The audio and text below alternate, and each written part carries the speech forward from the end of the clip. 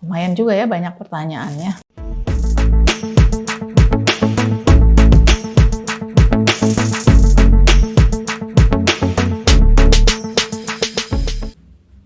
Assalamualaikum warahmatullahi wabarakatuh. Apa kabar semua? Alhamdulillah, mudah-mudahan sehat, semangat. Mudah-mudahan kita semua terjaga dari penyakit-penyakit yang ada sekarang ini, termasuk di dalamnya COVID. Mudah-mudahan kita semua selalu sehat dan bahagia, sehingga imunitas kita meningkat.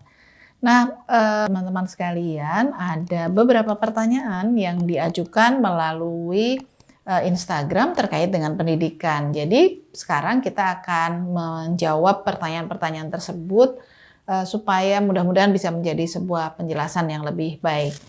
Pertama dari akun Trias PN. Kenapa masih ada istilah sekolah favorit, sekolah anak orang kaya? Apa ini yang disebut pendidikan? Nah, sebetulnya kalau secara legal nggak ada sekolah favorit, sekolah orang kaya, dan lain sebagainya. Yang ada adalah begini, kita punya terminologi sekolah formal dan sekolah informal. Ada sekolah negeri dan ada sekolah swasta. Tentu secara umum karena dijamin oleh undang-undang lama belajar kita berkaitan dengan wajib belajar kita yang 9 tahun, maka sesungguhnya dari SD sampai SMP negeri itu seharusnya sudah tidak ada lagi pungutan-pungutan biaya. Karenanya banyak orang yang ingin masuk ke sana. Supaya anak-anaknya bisa sekolah di sekolah-sekolah tersebut, pertama memang faktor yang paling dipikirkan adalah soal biaya. Bagaimana dengan sekolah swasta? Sekolah swasta memang masih belum bisa kemudian dibebaskan. Karena apa? Karena sekolah swasta kan tidak mendapatkan bantuan secara terus-menerus dari pemerintah, mereka harus mengupayakan sendiri. Karenanya ada banyak sekolah-sekolah swasta yang akhirnya sih kelihatan ya bahwa mereka kan kalau mau membuat bangunan, mereka harus menggaji gurunya, ada SPP-nya, ada bagaimana kemudian sumbangan pendidikannya. Nah, sumbangan pendidikan ini kadang-kadang beragam. Nah, ketika kemudian mereka punya banyak program, mereka punya variasi-variasi dalam bentuk model-model pendidikannya, biasanya memang jadi lebih tinggi. Nah, secara umum sekolah-sekolah yang mahal adalah sekolah-sekolah swasta. Dengan variasi-variasi, meskipun ya tidak harus selalu mahal ya swasta, ada banyak sekolah swasta yang saya tahu justru mereka tidak menarik bayaran karena khusus bagi duafa atau orang-orang tidak mampu, tapi kualitasnya nggak kalah. Karena mereka bahkan sudah menjadi Center of Excellence misalnya, pusat pembelajaran di sekolah menengah kejuruannya. Nah, kemudian kan ada yang favorit itu jadi tergantung gitu. Nah, favorit yang dimaksud tuh yang apa? Oh, ini sekolah negeri, umumnya sih biasanya sekolah negeri ya. Sekolah negeri yang ternyata lulusan-lulusannya bisa tuh masuk ke perguruan tinggi yang bagus-bagus, yang memang favorit gitu ya. Atau ada tuh sekolah ini punya kegiatan-kegiatan yang beragam. Nah, itu seringkali juga menjadi pilihan orang tua. Kenapa tetap juga sekolah negeri? Karena mereka juga menginginkan menurut mereka pendidikan yang terbaik bagi anak-anak. Karenanya salah satu hal yang kemudian dicoba oleh pemerintah untuk menghilangkan tadi sekolah-sekolah favorit itu, selain tadi SPP udah sama semua, kemudian juga ada sistem zonasi. Tapi zonasi juga bukan berarti nggak ada masalah. Salah satu cara untuk menghilangkan adalah bagaimana kemudian mengklasifikasi lingkungan di mana sekolah itu berada. Semua anak berada dekat sekolah tersebut, dia boleh punya peluang untuk bersekolah di sekolah tersebut, meskipun belum tentu diterima karena ada banyak syarat-syarat gitu ya. Nah, ini jadi salah satu upaya. Tapi yang sangat sedih sih memang kalau orang tua terus kemudian berkeras anaknya harus masuk ke situ. Ada periode-periode di mana orang tua yang sebenarnya mampu mengupayakan punya surat keterangan tidak mampu alias SKTM, terus anak dimasukkan ke sekolah tersebut seolah-olah bahwa dengan begitu maka mereka akan mendapatkan sekolah favorit. Nah, ini bukan pendidikan yang baik sih buat anak-anak. Jadi memang istilah-istilah itu munculnya sebenarnya dari kalangan masyarakat sendiri berkenaan dengan hal-hal tersebut gitu ya. Dan kadang-kadang gini, kalau zaman dulu ya ada karena nilai yang masuk ke sekolah itu adalah yang nilai-nilainya tertinggi. Nah, itulah yang diterima gitu karena orang dengan nilai-nilai bagus pingin ya masuk ke sekolah tersebut. Nah, mudah-mudahan sih kita semua bisa meratakan kesempatan pendidikan. Yang paling penting adalah semua sekolah harus jadi sekolah favorit. Itu yang kita harapkan. Mudah-mudahan itu bisa menjawab ya Trias PN. Pertanyaan kedua dari Denny Darmawan. Ada kasus di Cimahi tentang kebutuhan RKB atau ruang kelas baru. Tanah ada, tapi punya dinsos dan perlu pembebasan lahan. Nah, tentu ketika kita bicara tentang ruang kelas baru pada sebuah sekolah, tanahnya harus dimiliki oleh sekolah itu sendiri. Jadi, kalau dia berada dalam pendidikan, ya di bawah dinas pendidikan. Kalau yang sekolah-sekolah negeri misalnya. Kalau di bawah dinsos berarti kan itu harus ada pembicaraan di antara dinas-dinasnya agar bisa memperoleh kesempatan gitu ya. Apakah nanti mungkin sifatnya karena itu aset yang akan tercatat, nanti akan jadi panjang urusan tuh sama BPKP misalnya. Bagaimana mekanisme internal, karena itu sama-sama punya pemerintah kota. Jadi yang paling penting tuh gini, ini sama-sama punya pemerintah kota, siapa pengampunya. Baru itu harus diselesaikan terlebih dahulu, baru kemudian kita bisa membangun ruang kelas baru. Kita maksudnya pemerintah kota gitu ya. Kemudian dari AA Kiki FS, AA_Kiki FS.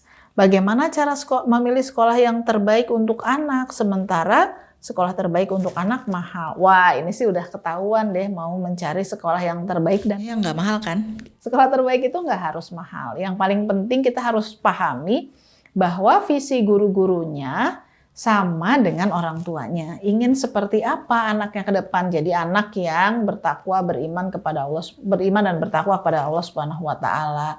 Anak yang cerdas, anak yang punya empati, punya keterampilan sosial yang baik, dan punya inovasi, kreatif, dan lain sebagainya. Ini jadi bagian yang memang harus disepakati antara orang tua dan sekolah.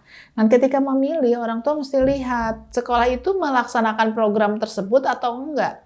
Kalau sekolah itu tidak melaksanakan program yang kita inginkan, tentu kita perlu cari lagi. Atau jangan-jangan memang karena belum ada kesempatan atau belum ada yang berminat gitu dalam program itu. Seperti misalnya ada orang tua yang ingin fokus anaknya pada hafalan Quran. Ada orang tua yang ingin anaknya difokuskan pendidikannya pada keterampilan sosialnya. Tapi kan anak-anak kita harus komprehensif dan kita harus melihat minat dan bakatnya. Sekolah yang baik adalah sekolah yang mampu membaca minat dan bakat siswa, mengarahkannya, dan juga mau berkomunikasi dengan orang tua tentang mengarahkan minat dan bakat anak tadi. Dan itu jadi suatu hal yang sangat penting menurut kita, komunikasi orang tua dan sekolah. Jangan sampai orang tua melepas semuanya ke sekolah, terserah sekolah lah gitu katanya. Pokoknya kita udah bayar, terus anaknya harus jadi pinter, soleh, baik, cerdas, terampil, dan segala macam. Enggak begitu. Ini ada karena pendidikan itu tanggung jawab orang tua dan sekolah secara bersama-sama, maka harus ada komunikasi antara orang tua dan sekolah. Mudah-mudahan kita bisa mendapatkan banyak sekolah yang menjalankan programnya dengan baik, tapi juga komunikatif dengan orang tua. Lumayan juga ya banyak pertanyaannya. Ada lagi dari Dina Titian. Mengapa materi pelajaran anak SD makin tahun makin berat ya? Bukunya makin tebal. Betul, saya juga lihat cucu saya riet, pusing. Ternyata pelajarannya lebih dahsyat ya dari zaman saya dulu kecil. Perasaan saya SD mah apalagi kelas-kelas kecil ya, kelas 1 sampai kelas 3 itu kita tuh masih pada tambah kali bagi tambah kurang gitu kan. Kalau dulu mah gini, Pak Buyung di Kalimantan contohnya, kali bagi tambah kurang, cara menghafalnya ada jembatan-jembatan keledai yang diberikan oleh Pak guru kita. Semestinya di kelas 1, 2, 3 ini adalah pengokohan literasi dasar. Membaca, memahami bacaan, menceritakan kembali bacaan. Itu menjadi satu hal yang penting untuk terus diulang-ulang. Karena dari situ nanti anak-anak akan terbiasa menyukai bacaan-bacaan. Anak-anak akan lebih gemar dan mampu mengemukakan pendapatnya terhadap apa yang dia baca, mengulas, mereview, dan lain sebagainya. Jadi nggak ada cerita yang gini, baru nerima WA, baru lihat judulnya, udah langsung ngambil kesimpulan. Enggak, justru karena dia punya keterampilan membaca, dia punya kemampuan membaca cepat, menyelesaikan, melihat apa sih sebenarnya persoalan-persoalannya di situ gitu ya. Jadi bukan sekedar baca terus share gitu ya, bukan begitu. Nah, ini harus dimunculkan dari kecil karena dari situ nanti belajar kritis. Ini yang kita sebut sebagai literasi bacanya. Nah, pada saat yang bersamaan juga perlu ada literasi numerik.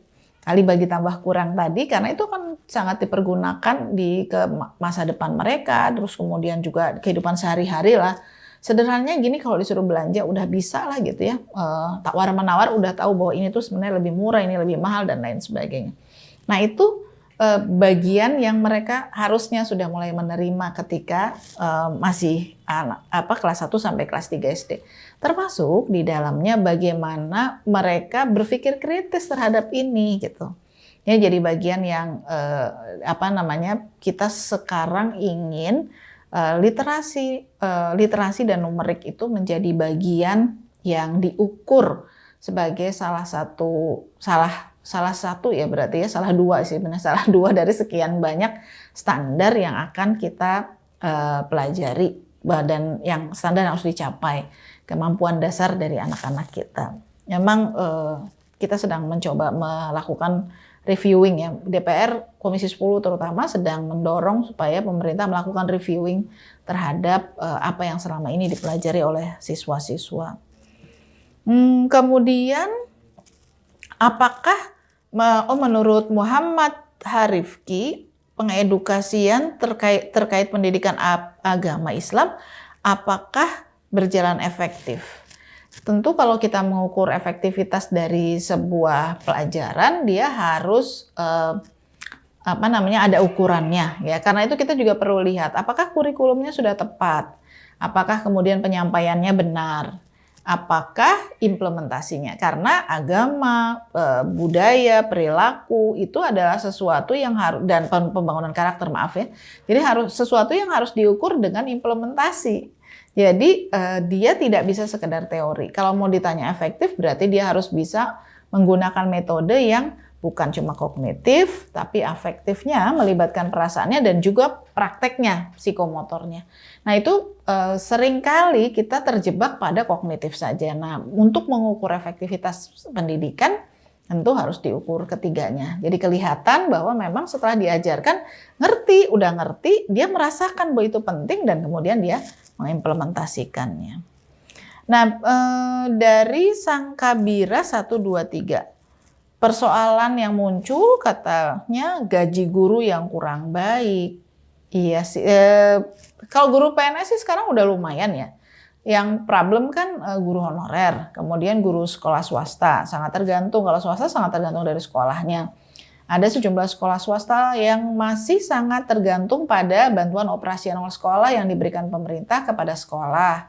Ada juga yang guru honor misalnya, sekarang kita sedang mendorong supaya di dalam BOS itu alokasi untuk honor guru juga diperhatikan selain dari operasional yang lainnya. Kemudian kita juga sedang membincangkan tentang 1 juta guru, maunya sih dan tenaga kependidikan ya, yang sedang diproses untuk diterima menjadi ASN, P3K maupun PNS. Jadi kalau berkaitan dengan gaji memang akhirnya jadi kaitannya ke sana. Kemudian kebersihan sekolah. Wah iya, kalau kebersihan sekolah mah tanggung jawabnya masing-masing sih. Sebenarnya bukan cuma tanggung jawab penjaga sekolah, tapi bagaimana sekolah, artinya guru, kepala sekolah, tenaga kependidikan bisa melatih anak-anak membiasakan untuk menjaga kebersihan. Dan tentu harus jadi contoh guru-gurunya, sehingga kemudian bisa terjaga dengan sangat baik dari situ.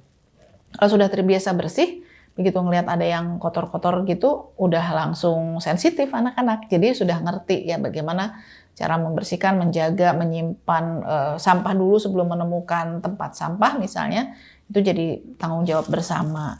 Nah, kemudian bicara soal fasilitas sekolah di desa-desa. Jangankan di desa, di kota juga banyak kok yang fasilitasnya belum memadai.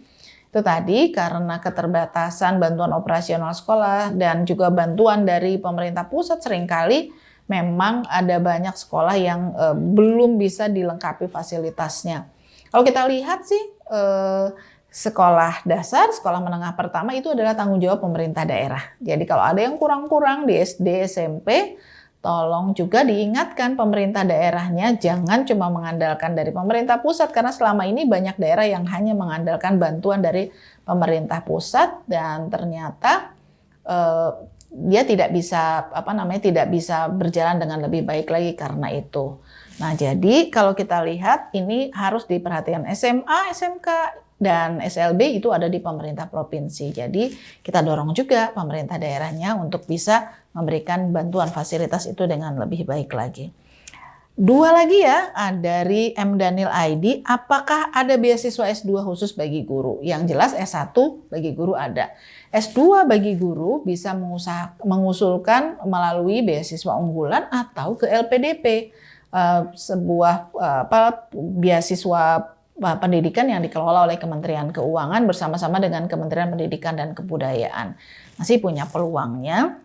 Kemudian dari Bayu Saputra, kenapa angka putus sekolah itu tinggi? Bagaimana solusi ke depannya? Angka putus sekolah bisa terjadi tinggi karena berbagai hal. Pertama, mungkin memang pemahaman. Kedua, bisa jadi jarak sekolah. Ketiga, support dari orang tua dan lingkungan yang kurang besar. Keempat, memang perhatian dari sekolah dalam mendampingi anak-anak untuk terus belajar karena bisa jadi metodenya tidak cocok dengan anaknya.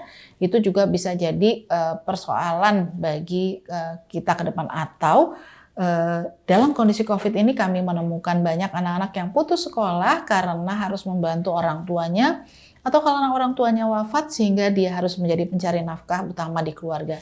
Yuk kita sama-sama mendorong anak-anak yang usia sekolah di lingkungan kita untuk terus dia mau belajar, dia mau sekolah. Kalau sulit untuk sekolah formal, ada sekolah non-formal seperti PKBM dan lain sebagainya untuk bisa didorong mereka tetap jangan putus dalam belajar sehingga mereka punya kemampuan lebih baik lagi untuk menghadapi masa depan mereka. Rasa-rasanya sih pertanyaan-pertanyaan ini sudah bisa terjawab semua ya, mudah-mudahan bisa jadi bekal buat teman-teman semua untuk bisa melangkah ke depan dengan lebih baik lagi. Dan nanti kalau ada pertanyaan-pertanyaan lagi kita jawab bersama-sama. Dan kalau ada hal-hal yang ditemukan di lapangan ternyata jadi contoh baik atau jadi contoh kurang baik, silahkan disampaikan supaya kita nanti bisa menyelesaikan persoalan-persoalan ini. Terima kasih atas perhatiannya dan juga terima kasih atas pertanyaan-pertanyaannya karena itu menggambarkan pertanyaan-pertanyaan yang ada di masyarakat kita. Terima kasih. Assalamualaikum warahmatullahi wabarakatuh.